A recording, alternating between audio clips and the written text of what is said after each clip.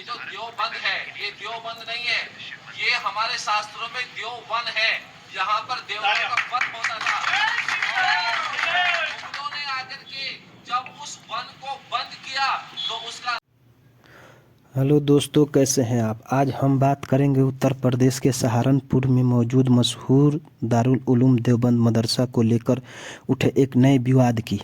दावा किया जा रहा है कि इस मदरसे के नीचे एक प्राचीन शिव मंदिर मौजूद है, लेकिन सवाल ये है कि ये दावा किसने किया, क्या कोई सबूत है और प्रशासन ने इस पर क्या कहा। आज की इस वीडियो में हम बिना अफवाह फैलाए पूरे मामले को समझेंगे। देवबंद का दारुल उलूम भारत के सबसे बड़े और मशहूर इस्लामिक शिक्षक स्थानों में गिना जाता है। यह संस्थान 1866 में स्थापित हुआ था, जैसे दुनिया भर में इसकी पहचान है। लेकिन हाल ही में हिंदू रक्षा दल नाम के एक संगठन ने दावा किया है कि मदरसे के नीचे एक प्राचीन शिव मंदिर दबा हुआ है। संगठन के नेताओं ने कहा है कि लगभग 14 फीट नीचे मंदिर के अवशेष हो सकते हैं और इसकी खुदाई करानी जानी चाहिए। इसके लिए सहारनपुर के जिला अधिकारी को ज्ञापन भी दिया गया है। साथ ही में ASI यानी आर्जियोलॉजिकल सर्वे इंडिया से जांच की मांग की गई है। अब सबसे बड़ा सवाल, क्या सरकार या प्रशासन ने इस दावे की पुष्टि की है? तो जवाब है नहीं। अब तक की किसी सरकार, एजेंसी, ASI या प्रशासन ने यह नहीं कहा है कि फिलहाल यह एक दावा है जिसकी जांच की मांग की गई है। दारुल उलूम देवबंद की तरफ से भी इस तरह के दावों को लेकर पहले कई बार कहा गया है कि बिना सबूत ऐसे आरोप माहौल ख़राब कर सकते हैं।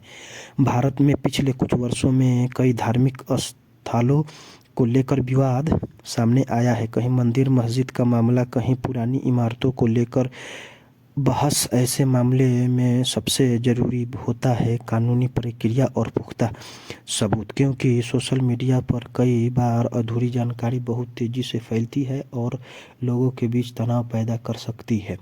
इसलिए किसी भी दावे को लेकर अंतिम सच मानने से पहले आधिकारिक जांच और सबूत का इंतज़ार करना चाहिए। ये हिंदूवादी संगठन जो है, ये मुसलमानों को और ईसाइयों को, खासकर मुसलमान इनके नज़र में फर्स्ट है कि मुसलमानों की बड़ी बड़ी इमारतें, वो इमारतें जैसे कि दारुल उलूम देवबंद हो, मसलके आला हजरत का बरेली शरीफ भी हो, ये मुसलमान ना सोचे कि ये देवबंद तक महदूद है। ये देवबंद में भी जाएंगे, बरेली शरीफ में जाएंगे, नदवतुल उलूम जाएंगे, जहाँ जहाँ मुसलमानों की पुरानी तारीखी मस्जिदें, मदरसे, यूनिवर्सिटी, जामिया भी जाएंगे, अलीगढ़ में भी जाएंगे।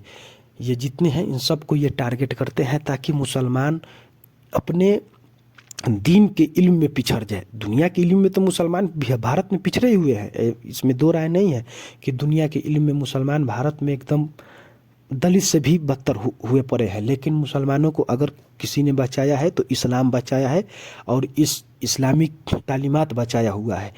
यही वजह है कि इस्लामी तालीमात की वजह से पूरे हिंदुस्तान में मुसलमानों की अच्छी खासी आबादी, अच्छी खासी मुसलमान पढ़े लिखे मदरसे के लाइन के हैं।